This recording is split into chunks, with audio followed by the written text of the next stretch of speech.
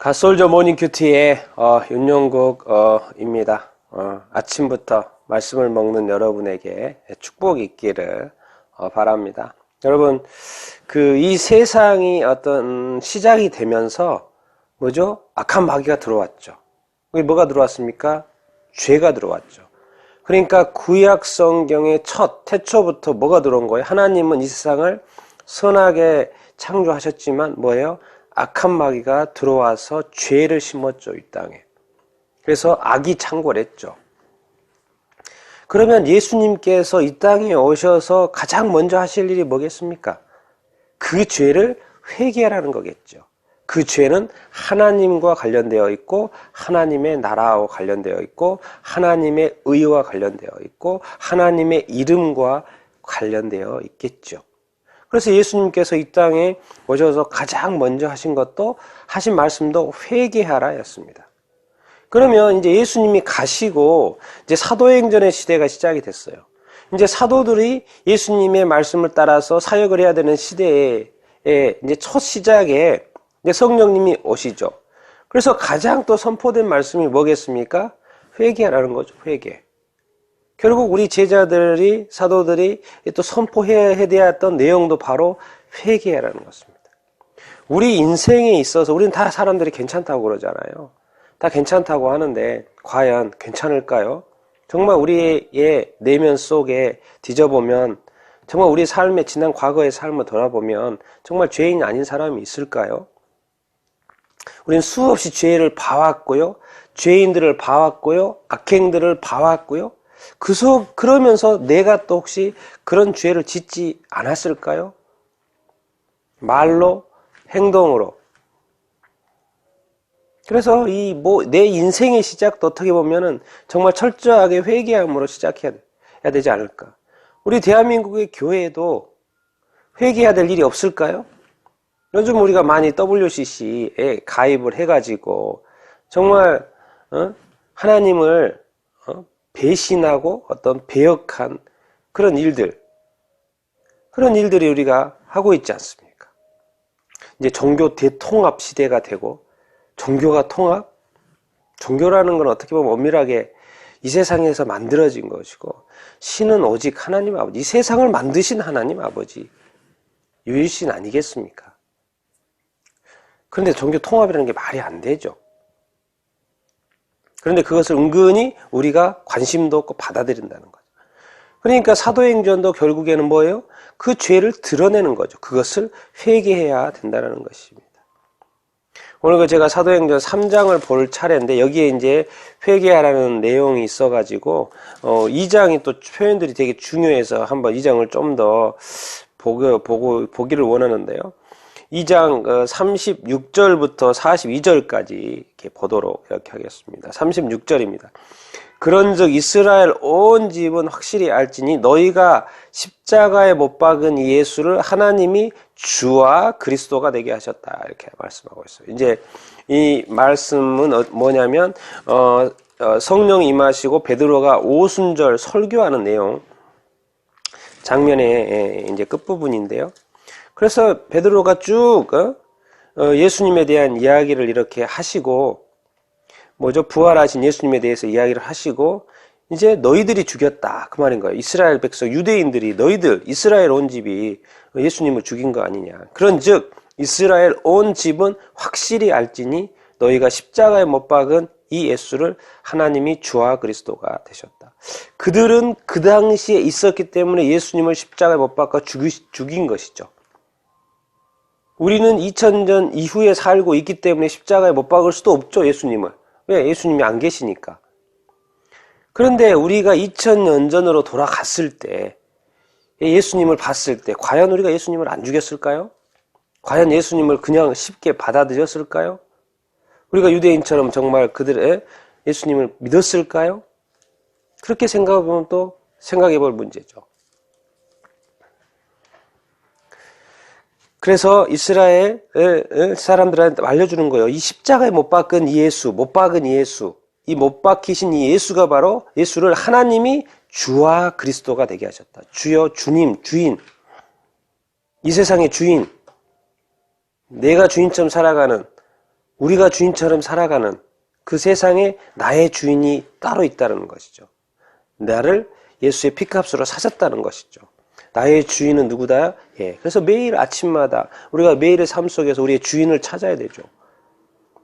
예수님이 주인님이고 내가 우리 자신들을 뭐겠습니까? 그러면 어떻게 보면 종된 관계죠. 예수님은 비록 우리를 친구라고 불러주지만 하나님의 자녀라고 말씀을 하시지만은 예수님이 주님, 이 주와 주종의 관계로 봤을 때 예수님이 주님이면 우리는 종이 되는 관점이죠. 그리스도다. 메시아라는 거죠. 메시아. 주와 그리스도. 메시아 뭡니까? 구원자죠. 구원자. 메시아, 세이비어. 구원자라는 거예요. 하나님께서 이렇게 예수 그리스도를 만드셨는데, 그러니까 이 말을 들은 37절의 어떤 반응, 이런 반응이 중요하죠.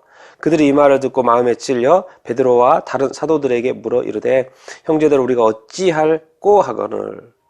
맞습니다. 이런 회개하라는 말씀, 예수 그리스도가 누구이신지에 대한 말씀을 들었을 때 우리에는 마음에 어떤 찔림이 있어야 되죠. 유대인들은 자기네들이 직접 예수님을 죽였기 때문에 확실하게 찔렸겠죠. 왜? 그들은 받고 직접 본 사람이고 또 그렇게 했던 사람 중에 쓰리기 때문에. 근데 우리가 이게 직접 한 게 아니기 때문에 마음의 찔림이 좀 약하죠. 그런데 이상하게 이 복음의 소식을 들으면, 예수 그리스도 이야기를 들으면 이상하게 찔리고 예수를 믿게 되죠. 저도 시골에서 어렸을 때 아는 동네 형님이 예수 믿게 이더라고 해서 교회 간 거 아닙니까? 형제들아 우리가 어찌할꼬 방법을 알아야지 뭐. 그래서 방법을 38절에 제시하죠. 베드로가 이르되 너희가 회개하여 각각 예수 그리스도의 이름으로 세례를 받고 죄사함을 받으라. 그리하면 성령의 선물을 받으리라. 먼저 베드로가 말합니다. 너희가 회개해라. 회개는 뭐죠? 돌이키는 거죠. 돌이키는 거고 죄를 고백하는 거죠. 우리가 죄인임을 자백하는 것이죠. 뭐를 자백해요? 죄를 자백하는 것이죠. 근데 뒤에 봅시다. 각각 예수 그리스도의 이름으로 세례를 받고 우리가 죄인임을 고백한 다음 메터는 뭐죠? 그것에 대한 어떤 확증으로서 우리가 세례를 받아야 됩니다. 누구의 이름으로? 예수 그리스도의 이름으로. 누구를 믿으니까? 예수 그리스도를 믿게 되니까. 예수 그리스도를 주와 그리스도와 어떤 주로 믿고 고백하고 그것에 대한 어떤 증거로서 확증으로서 사람들 앞에서 세례를 받는 것이죠. 그렇게 되면 뭐 합니까? 회개하고 세례까지 받았다는 것은 확실한 죄사함의 증거가 되겠죠. 그게 바로 죄를 용서받았다라는 것이 되겠죠. 그래서 죄사함을 받으라. 같이 묶여 있는 거죠. 회개와 세례와 이 죄사함은 같이 묶여 있는 것이죠. 그렇게 되면 죄가 사해지면, 죄가 떠나면 뭐가 되겠습니까? 의가 들어오고 성령의 선물을 받을 수 있는 것이죠. 그런데 이것이 39절에 이 약속은 너희와 너희 자녀와 모든 먼데 사람 곧 주 우리 하나님이 얼마든지 부르시는 자들에게 하시는 것이라. 너와 또 너희 자녀들과 가족까지 그리고 모든 먼데 있는 사람들까지 여기 나뿐만 아니라 이웃과 더 예루살렘과 온 유대와 사마리아와 땅끝까지 정말 얼마든지 주 우리 하나님이 얼마든지 부르시는 자들에게 하신 것이라. 하나님이 부르시는 사람은 가까이에 있는 가족뿐만 아니라 먼 데 있는 사람까지 이방인들까지 다 부르신다는 것이죠. 다 부르세요. 부르시고 응답하면 됩니다. 응답하면 돼요. 사람들이 이렇게 가족들이 아직도 예수 믿지 않는 가족이나 친척에게 복음 전해도 응답을 하지 않잖아요. 응답을 하지 않아요. 그래서 우리가 계속 기도해야 되는 거죠. 왜? 지옥 가면 안 되니까. 끊임없이 죄사함을 받도록 성령으로 거듭나도록 계속 기도하는 것이죠. 그래서 40절에 이런 일이 필요합니다. 또 여러 말로 확증하여 권할 필요가 있죠. 권하여 이르되 너희가 이 패역한 세대에서 구원을 받으라. 아니 이 세상은 너무 좋구만. 뭔 이 세상을 패역한 세대라고 그래요? 거기서 구원을 받으라는 거예요. 근데 이 말은 요즘 코로나 사태가 전 세계적으로 팬데믹 상황이 된 상황에서 거의 120여 개 국가에서 지금 이런 상황에서의 이 패역한 세대 되게 와닿죠. 너희가 이 패역한 세대에서 구원을 받으라. 이건 전염병이지만 각 나라별로 안에 들어가 보십시오. 얼마나 많은 우상 숭배와 타락과 음란과 중독과 말도 못하죠. 그 안에 들어가면 성적 타락과 물질적 타락과 살인, 인신매매 말도 못합니다. 사실 각 나라별로 안에 들어가 보면 숨겨져 있고 몰래 있고 이 폐역한 세대에서 구원을 받아 결국 이 땅은 천국이 안 되죠. 이 폐역한 세대에서 구원을 받으라. 여러분이 이 구원을 받아야 된다는 생각을 하십니까? 이런 나라가 아니라 정말 마치 지옥과 같이 되어진 요즘 같은 보면 지옥과 같은 이 세상 정말 천국이 그리워지지 않습니까? 하나님 나라가 있어야 되는 게 사실 맞지 않습니까? 정말 악한 사람은 지옥 가는 것이 그렇다 치지만은 이 땅에 얼마나 착하고 선하고 그런 사람이 많습니까? 그런 사람은 천국 가야 되지 않겠습니까? 정말 이 땅에서 선과 악이 존재하고 악이 선을 자꾸 지배하고 억압하고 핍박하는 이 세상에서 이것이 끝이라면 얼마나 불공평합니까? 그러면 모든 사람이 오히려 악하게 되고 강자가 되고 약육강식이 돼서 그냥 그렇게라도 해가지고 사는 것이 더 남는 거 아닙니까? 근데 그렇지 않다는 거죠. 마치 이 세상에 힘 있는 사람이 양육강식에 어떤 물질 만능의 세상인 것 같지만 뭐예요? 하나님이 계시고 이 세상과 전혀 다른 하나님의 나라가 있다는 거죠. 이 세상은 죄가 있기 때문에 폐역할 수밖에 없고 폐역해져 간다는 것이죠. 거기에 동참하지 말고 너희들은 빠져나오라는 거죠. 그것을 건져주신 분이 누구다? 예수 그리스도는 우리만으로 우리 힘으로 쉽지 않다는 것이죠. 그래서 41절에 그 말을 받은 사람들은 세례를 받음에 이날에 신도의 수가 3,000이나 더하더라. 뭐요? 많은 사람들이 빠져나왔다는 거죠. 믿게 되었다는 거죠. 세례를 받았다는 거예요. 그래서 3,000이나 되었다라는 말을 하고 있습니다. 그 3,000 중에 우리 자신들이 끼어야 되지 않겠습니까? 왜? 그 3,000이 구원받은 사람입니까? 42절에 그들이 사도의 가르침을 받아 서로 교제하고 떡을 떼며 오로지 기도하기를 힘쓰니라. 삶이 바뀌었어요.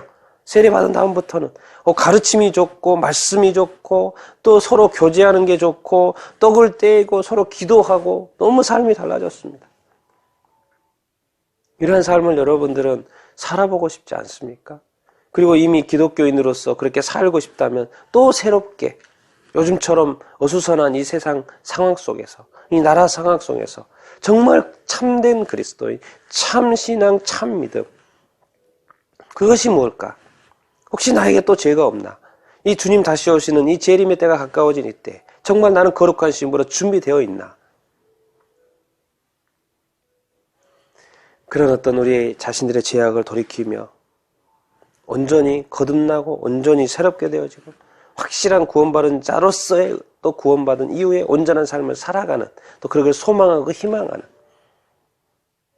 그리고 그것이 먼 데 있는 사람까지 또 전달되어지는 그런 역사가 이때 또 일어나게 되기를 간절히 소망합니다. 여러분 자신들을 잘 지킬 수 있게 되기를 바라고요. 또 이웃을 지켜주는 사람들이 다 되기를 축원합니다.